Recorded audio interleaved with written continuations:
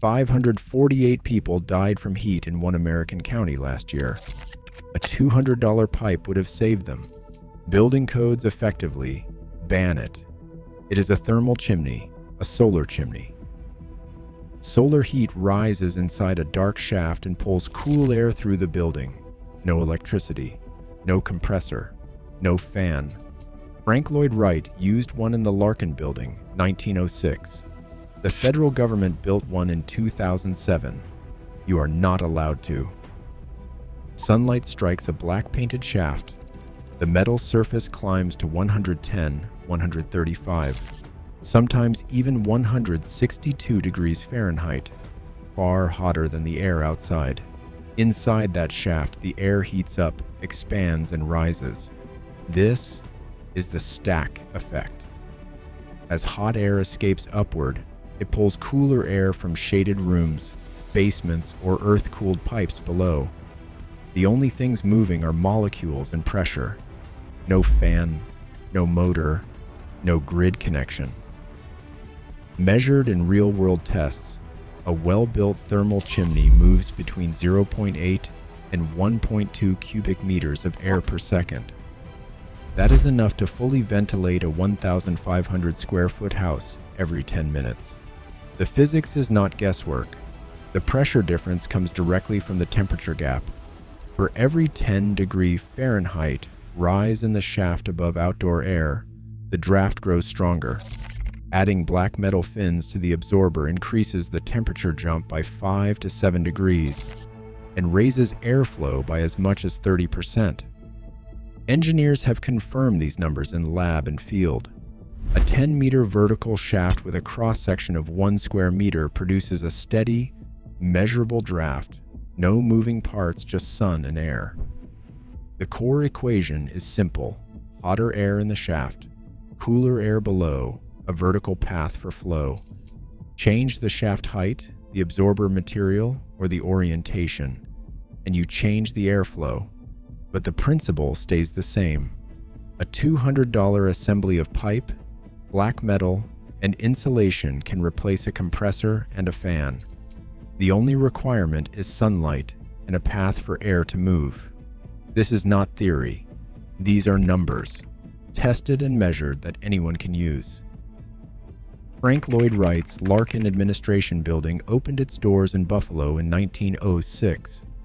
The structure rose 5 stories, anchored by 4 stair towers that doubled as passive exhaust stacks. No air conditioning, no fans, just brick, glass, and the relentless logic of the stack effect. For 49 years, the Larkin used nothing but sun-warmed air and vertical shafts to keep 1,800 workers cool. The building stood until 1950, demolished not for failure, but for profit. Its original blueprints, now archived at the Museum of Modern Art, detail a 25-meter vertical path for airflow, an entire office block ventilated by design, not by machine.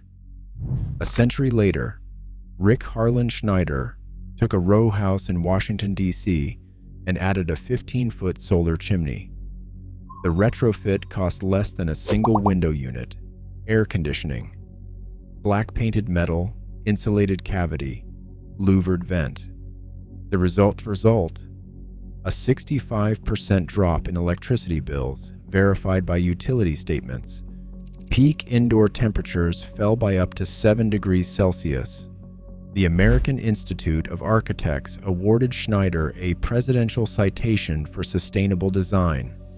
The system runs every summer, silent and self-powered, with no moving parts and no grid connection.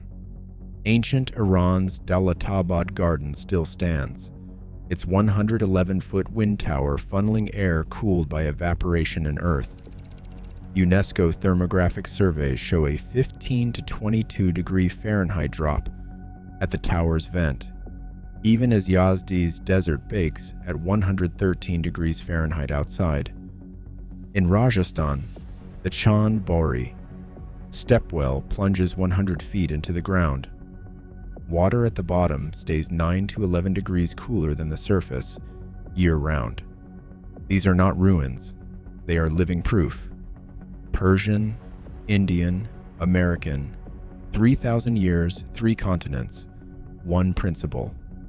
The physics holds. The results are measured.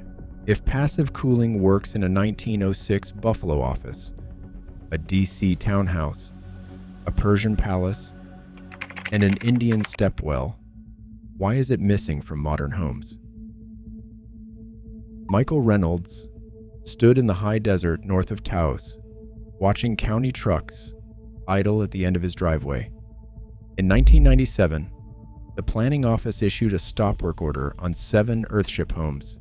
The charge was failure to comply with code.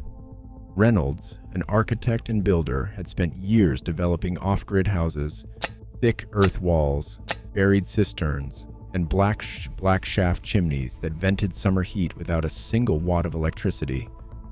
The county's order cited the International Energy Conservation Code, which required homes to be sealed to 7 air changes per hour at 50 pascals. By 2012, that number dropped to 3 air changes per hour. The language was absolute. R303.4 of the IRC states homes shall be built tight and shall include mechanical ventilation. No exceptions for passive stacks. No allowance for a solar chimney. Reynolds sued. The case dragged for a decade. In 2007, New Mexico passed a law creating the Sustainable Development Testing Site Act, an uneasy compromise that let a handful of experimental houses operate under constant scrutiny, but did nothing to change the code for everyone else.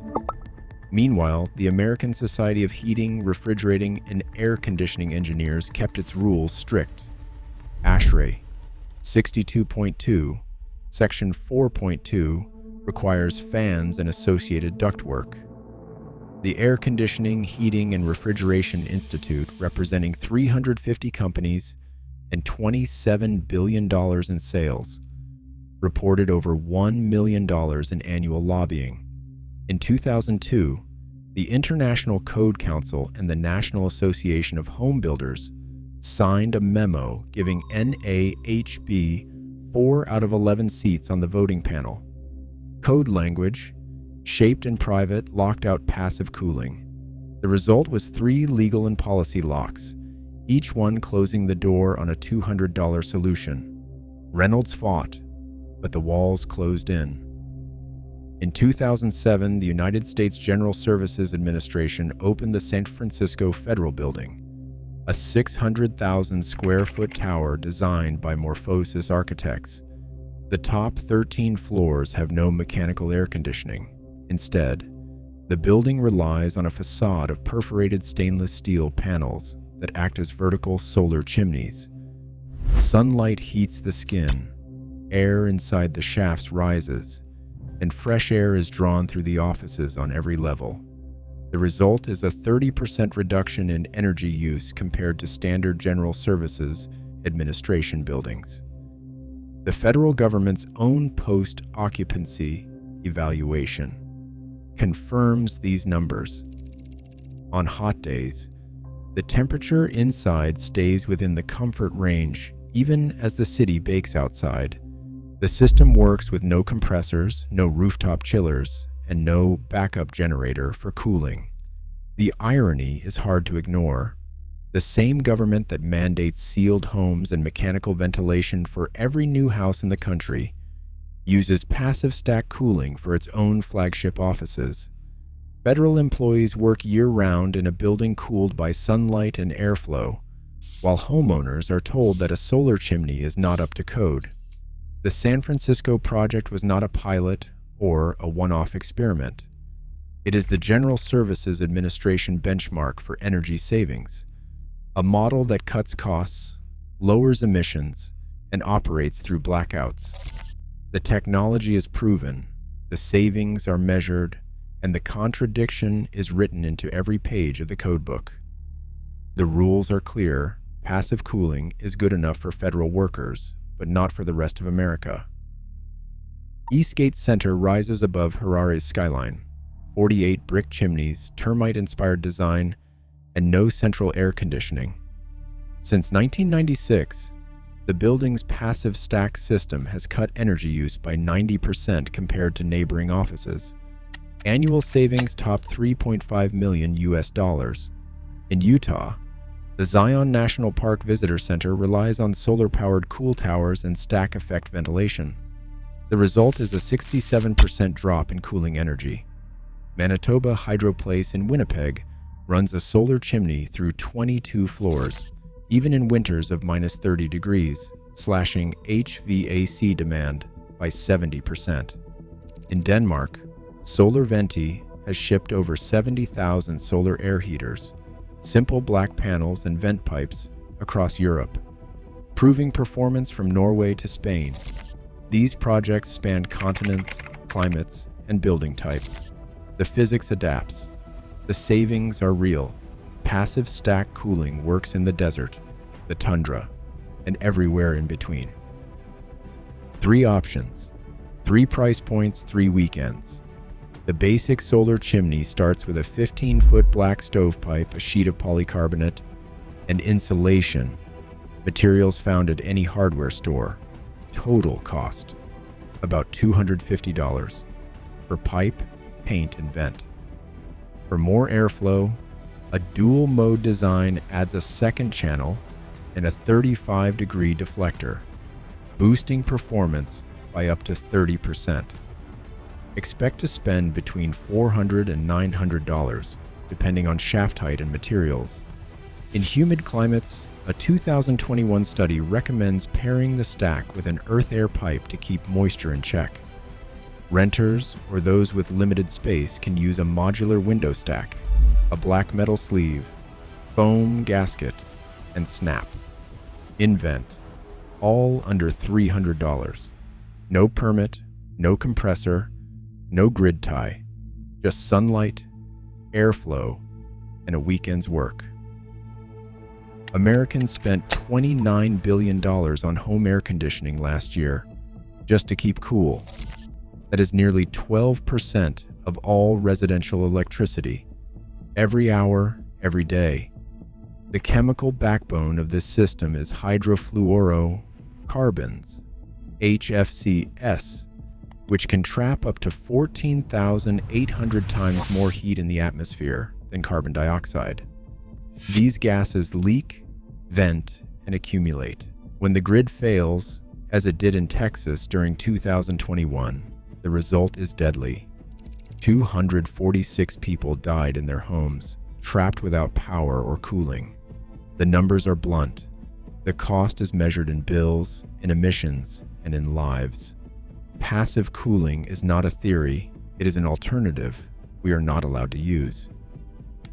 Today, 645 heat deaths in one county, Maricopa, stand against a $200 steel pipe, a 4-hour build, and the physics of rising air.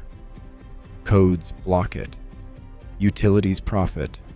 Federal offices deploy solar chimneys, but homeowners can't. The cost is measured in bodies, bills, and wasted heat. Change starts at home.